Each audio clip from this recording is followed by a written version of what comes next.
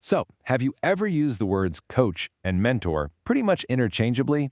Yeah, if you have, you are definitely not alone. It's a super common mix-up, but, and this is a big but, getting them confused could mean you're missing out on the exact kind of support you actually need. So, what is the real difference? Well, let's get to the bottom of it. So let's just start with this question right here. Is the person you call your mentor actually your coach? By the time we're done, you're not just going to know the difference. You'll know which one you need, and just as important, when you need them. All right, let's kick things off with mentoring. Think of mentoring as the long game. It's a relationship, you know? It's where someone who's already walked the path you're on shares their wisdom, their experience. The focus isn't on some single specific task. It's about your entire career, your potential, the professional you're trying to become. Coaching, on the other hand, is way more specific, and it's usually short-term. A coach is there to help you absolutely nail a particular skill or a specific goal. They're experts in the process, trained to help you unlock your own solutions to improve something, whether that's getting better at sales, public speaking, you name it. Okay, so the most important thing to get here is that the real difference isn't about the job title on a business card. It's about the purpose, the whole point of the relationship. So let's break down exactly what sets them apart. Let's put these two head to head. When it comes to focus, coaching is all about performance. It's very specific. Mentoring, that takes a much more holistic view of your career. Duration is another big one. Coaching is often for a set, short period, while mentoring can be this ongoing, long-term thing. And here's a really key difference: experience. A mentor has probably been in your shoes. A coach, though, they're an expert in the process of getting better, not necessarily in your specific job. And finally, who sets the agenda?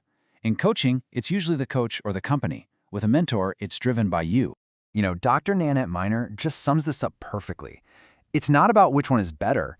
It's about seeing them as two totally different tools for different jobs. Honestly, the ideal career toolkit, it probably has both.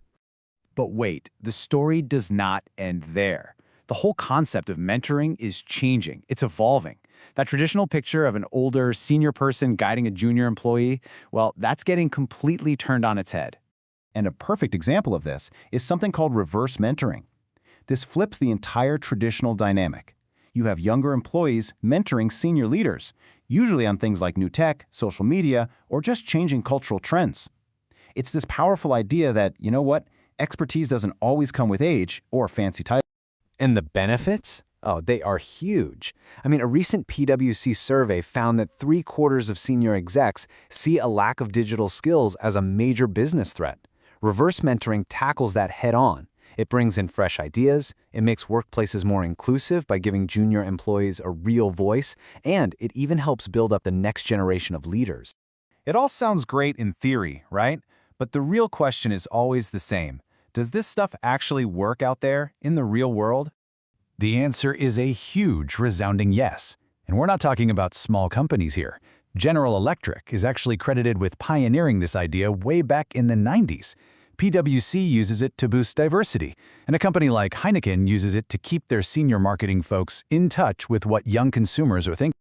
But modern mentoring isn't just about who is mentoring who. It's also about how they're doing it. The best mentors are adaptive. They get that a one-size-fits-all approach just doesn't work, and they're able to change their style based on what the mentee really needs. This is sometimes called situational mentoring, and it breaks down into 4 basic styles. If you're new and not so sure of yourself, the mentor takes a telling approach, very direct. As you get some skills, they might shift into coaching. When you've got the skills but just need a confidence boost, they move to participating. And finally, for someone who's a pro, the mentor uses a delegating style, really just acting as a sounding board. And the real takeaway here is that you can ask for the style you need. You can actually say, hey, for this problem, could we try a more directive approach? The mentor adapts to you. So we've talked about the what and the how, but none of it really matters without talking about the single most important part, the ethical foundation that holds every single one of these relationships together. Because it doesn't matter if we're talking about coaching, or traditional mentoring, or reverse mentoring, it all completely falls apart without this one thing: trust.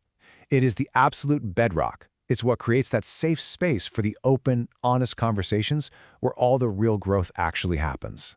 And look, this isn't just some vague, fuzzy idea. The whole profession is guided by formal frameworks, like the Association for Coaching's Global Code of Ethics. This gives clear, professional guidelines to make sure everyone operates with the highest standards. This code is really built on a few core pillars. Confidentiality is completely non-negotiable. Integrity means you're honest about your skills and you avoid any conflicts of interest. Professional conduct is all about upholding the reputation of the field, and excellent practice means you know your own limits and you're willing to refer someone to a better fit if that's what's needed. These rules are what build and maintain that essential trust. All right, so we've gone from the basic definitions all the way to modern models and the ethical core. Let's pull all these pieces together into a kind of toolkit that you can actually use. So what are the big takeaways? Let's boil it down. Number one, coaching is short-term and focused on a task. Mentoring is long-term and focused on your career.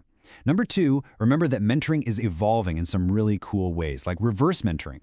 And finally, and maybe most importantly, none of it works without that foundation of ethical trust.